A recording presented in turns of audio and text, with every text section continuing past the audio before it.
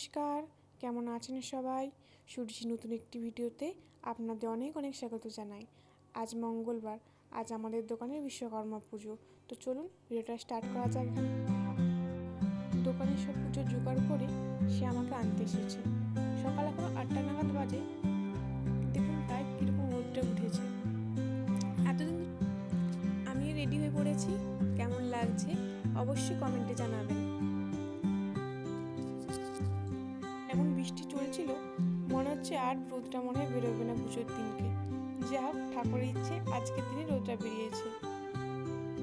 দেশে তো প্রচণ্ড পরিমাণে বৃষ্টি হচ্ছে, কিছু কিছু জায়গায় তো আবার বন্যাও হয়ে গেছে, আবার জলও উঠে গেছে ঘরে ঘরে।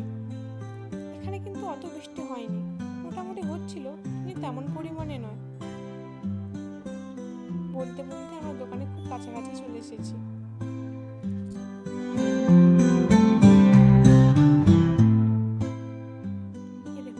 এসে কাকিমার সাথে দেখা হয়ে গেছে।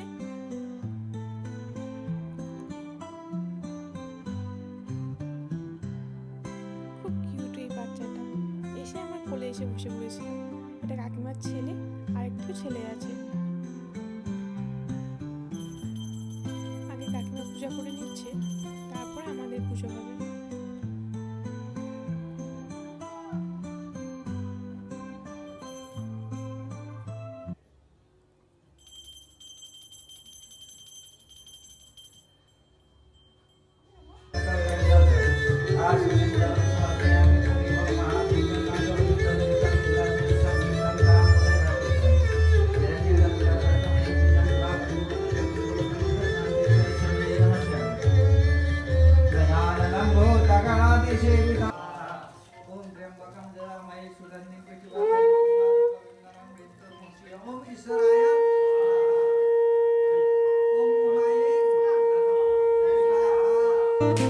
জানেন এখানে যে পুজোটা হচ্ছে, যে হোমের আগুনটায় উপরে বেলুনগুলো একটার উপর একটা ফাটতে আছে।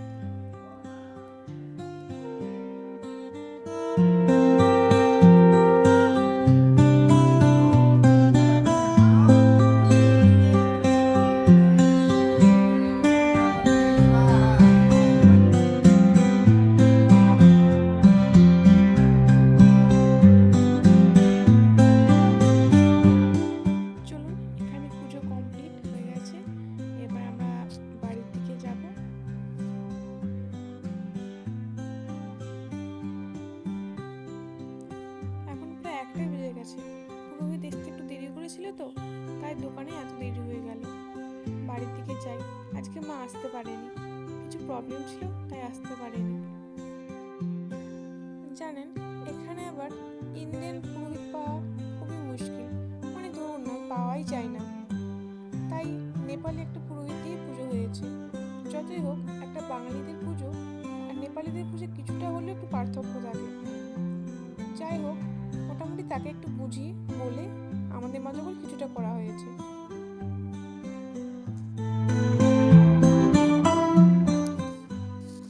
ভীষণ পরিমাণে রোদের তাপ।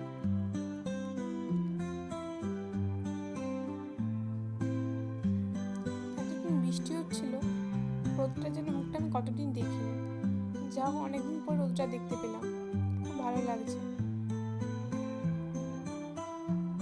আমরা প্রায় বাড়ির সামনাসামনি চলে এসেছি।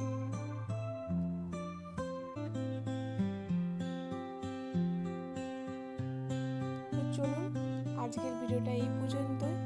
আপনারা সবাই সুস্থ থাকবেন, ভালো থাকবেন, এটাই আমি আশা করি। আর ভিডিওটি কেমন হলো সেটি অবশ্যই কমেন্টে জানাবেন। আর যদি ভালো লেগে থাকে একটা লাইক করবেন, এবং পরবর্তী ভিডিও পাওয়ার জন্য অবশ্যই চ্যানেলটিকে সাবস্ক্রাইব করে রাখবেন, যাতে আমি ভিডিওটা করলেই আপনাদের কাছে পৌঁছে যায় তাড়াতাড়ি। সবাই ভালো থাকবেন, আমি ঠাকুরের কাছে এটাই আমি কামনা করি।